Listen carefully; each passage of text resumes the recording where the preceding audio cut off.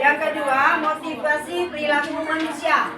Diana Gosen menyatakan ada 3 motivasi. Motivasi 1, untuk menghindari ketidaknyamanan atau hukuman. Yang kedua, motivasi untuk mendapatkan imbalan atau penghargaan dari orang lain. Dan yang ketiga, motivasi untuk menjadi orang yang mereka inginkan dan menghargai diri sendiri dengan nilai-nilai yang mereka percaya. Apa yang dikatakan hukum? Dihukum oleh penghargaan. Nah, penghargaan maupun hukuman adalah cara-cara mengontrol perilaku seseorang yang menghancurkan potensi untuk pembelajaran yang sesungguhnya. Lebih lanjut, Alpicon mengemukakan bahwa penghargaan memiliki pengaruh jangka pendek dan jangka panjang. Penghargaan tidak efektif. Penghargaan dapat mengurangi ketepatan, menurunkan kualitas, mematikan kreativitas, bahkan penghargaan dapat merusak hubungan. Nah, menurut teori Alpicon lagi mengenai penghargaan. Penghargaan adalah alat paling menarik untuk anak-anak. Penghargaan merupakan alat yang selama ini digunakan para pendidik untuk mengontrol. Penghargaan mempunyai kelemahan, yaitu mengontrol seseorang hanya dalam jangka pendek. Penghargaan yang kita tanamkan selama ini juga akan menimbulkan karakter yang kurang baik kepada peserta didik. Ketika kita memberikan penghargaan kepada peserta didik, maka akan menimbulkan sifat iri hati. Nah, kebutuhan dasar manusia. Kebutuhan dasar manusia merupakan unsur-unsur yang dibutuhkan oleh manusia dalam mempertahankan keseimbangan fisiologis maupun psikologis yang bertujuan untuk mempertahankan kehidupan dan kesehatan. Kebutuhan dasar manusia mempunyai ruang lingkup ini untuk bertahan hidup dia dulu. Bertahan hidup dengan kesenangan, cinta dan kasih sayang, penguasaan dan kebebasan. Nah, contoh kasus dalam kehidupan sehari-hari, Ibu Ambar, guru wali kelas 21 di SD Pelita Hati, sedang bingung menghadapi ulah salah satu murid di kelasnya, Doni. Beberapa anak di kelas 2A telah datang padanya dan mengeluhkan Doni yang seringkali meminta bekal makan siang mereka dengan paksa. Jika Anda menghadapi situasi seperti Ibu Ambar, apa yang akan Anda lakukan? Menurut Anda, kira-kira apa alasan Doni melakukan itu? Kasus yang kedua, Dinda, seorang anak kelas 3 SD, begitu tiba di rumah sepulang dari sekolah menangis. Bila Anda berada dalam posisi Ibu Rani dan mendengar informasi dari ibunya Dinda tentang perasaan Dinda hari ini, apa yang akan Anda lakukan pada Dinda besok ketika Dinda masuk sekolah agar terpenuhi? Nah, dari kedua pertanyaan tadi, saya jabarkan jawaban di sini dua siswa tadi. Jawaban Doni dan Dinda. Ibu guru, aku tidak membawa bekal makan siang, makanya aku minta. Kebutuhan dia untuk bertahan hidup. Nah, yang kedua, mereka tidak memberikan aku sedikit, makanya aku meminta dengan paksa. Kebutuhan apa di situ, teman-teman? Menurut teman-teman, tadi ada kebutuhan penguasaan, kebebasan, bertahan hidup, kasih sayang, cinta kasih.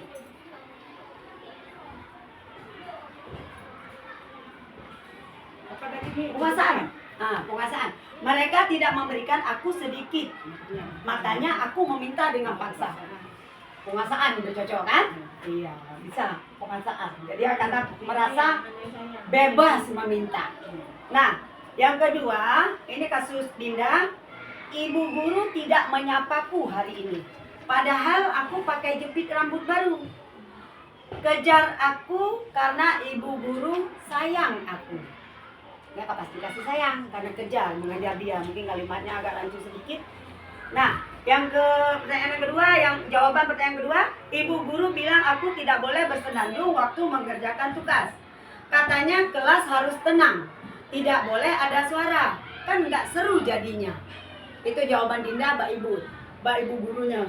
Nah, yang cocok ini jawaban yang kebutuhan Dinda di sini apa? Teman-teman, kawan-kawan? Kalau menurut saya kebebasan. Bagaimana? Ya cocok ya.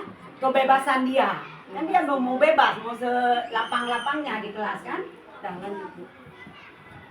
Nah, ciri-ciri dari keyakinan kelas berupa pernyataan universal yang berbentuk kalimat positif. Tidak dibuat dalam jumlah banyak agar mudah dipahami, diingat. Penyusunannya melibatkan semua anggota kelas dengan mendengarkan pendapat yang ada. Kita sebagai guru perlu meninjau kembali dari waktu ke waktu, cocok tidak keyakinan itu yang kita lakukan.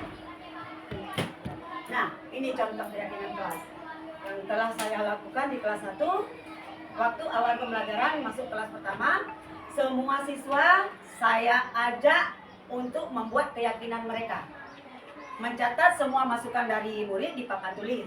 Murid menuliskan keyakinan kelas di papan tulis. Kita sebagai guru membetulkan nanti kalimat yang telah dipaparkan anak kita membetulkan menjadi kalimat negatif menjadi kalimat positif.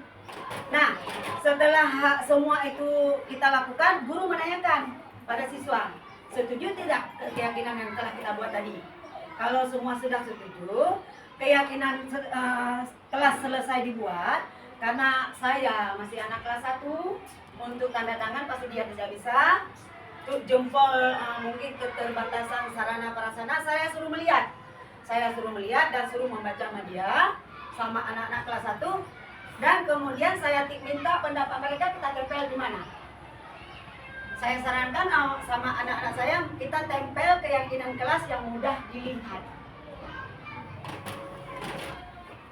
Nah, ini setelah kami membuat keyakinan kelas bersama-sama, kami membuat dokumentasi keyakinan kelas sebelum ditempel di dinding yang mudah dilihat semua warga sekolah. Nah, sekarang posisi kontrol restitusi. Apa itu posisi kontrol restitusi? Penghukum, pembuat rasa bersalah, teman, pemantau, dan manajer. Ini fungsi ini semua kita sebagai guru yang memegang ini. Nah, 5 posisi kontrol restitusi. Tidak saya baca keseluruhan karena panjang. Saya baca satu saja untuk sebagai contoh buat teman-teman. 1. Guru berbuat. Penghukum, ini penghukum menghardik, menunjuk, menyakiti, menyindir. Itu hukum. Dihukum, kita menghukum. Pembuat orang merasa bersalah, berceramah, menunjukkan kekecewaan mendalam. Nah, ini dengan anak murid kita nih ya, Bu ya. Teman kita buat anak didik kita sebagai teman. Bagaimana caranya? Dengan membuatkan alasan-alasan untuk murid kita yang intinya murid kita jangan merasa bersalah. Nah, sebagai pemantau, kita menghitung dan mengukur, memantau siswa kita dalam kelas. Apa yang dia telah lakukan. Nah, manajer mengajukan pertanyaan. Dan pertanyaan di atas ini menghardik ini. Kalau kamu tidak melakukannya, saya akan. Contoh dari kata-kata hukuman. Membuat orang merasa bersalah. Kata-katanya, kamu sudah mengecewakan bapak atau ibu. Nah, dari teman, kita perlakukan anak didik kita sebagai teman. Lakukan untuk bapak, ya sudah, nanti bapak atau ibu bantu bereskan. Ini sebagai pemantau, kita bertanya pada siswa kita, apa peraturannya? Dia pasti menjawab. Nah, sebagai manajer, ini kita yang memantau dia apa yang dilakukannya di dalam kelas. Udah lanjut. Nah, pertanyaan yang muncul dari restitusi tadi ini, saya kecewa sekali dengan kamu. Bisa aja siapa yang mengatakan, bisa guru, bisa siswa, bisa rekan sejawat kita. Kamu tidak pernah benar melakukannya. Ayolah, lakukan demi saya ya. Pasti selalu yang terakhir selesai. Saya sudah capek sekali dengan kamu. Ayo ingat, tidak bantuan saya selama ini. Di kalimat yang Nah, ciri-ciri restitusi bukan untuk menebus kesalahan, namun untuk belajar dari kesalahan, memperbaiki hubungan, tawaran bukan paksaan. Restitusi menuntun untuk melihat ke dalam diri. Restitusi mencari kebutuhan dasar yang mendasari tindakan. Restitusi diri adalah cara yang paling baik. Nah, ini dia segitiga restitusi. Ada 3 dia. Validasi tindakan yang salah, menstabilkan identitas, menanyakan keyakinan kelas yang telah kita buat tadi. Nah, ini contoh penyelesaian kasus yang saya lakukan di kelas 1. Anak-anak melompat angka dan menghitung angka dengan cara melompat. Bilangan 1 sampai 10 karena baru awal pembelajaran. Ini di antara anak ini ada beberapa salah, mengganggu kawannya. Kawannya lagi melompat, dia mengganggu, memegang, ada menolak. Setelah kasus ini saya panggil dia. Saya buat restitusi untuk dia.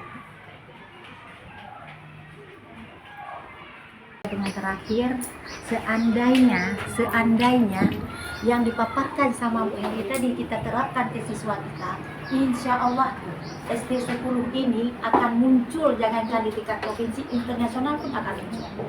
Kok saya ikuti dari tadi Ibu Helmi paparkan, kalau kita mau Bu, insya Allah, kalau kita mau, di situ sudah ada semua, sudah tertera apa yang diharapkan oleh siswa, apa yang kita mimpikan. Insya Allah, Bu.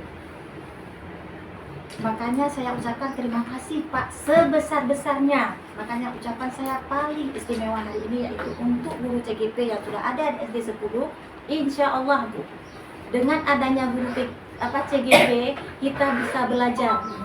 Ini aja yang sudah sekedar dipaparkan cuman berapa menit, saya sangat terharu, Bu, betul-betul terharu. Seandainya ini kita terapkan di sekolah kita, insya Allah siswa kita akan muncul. Jadi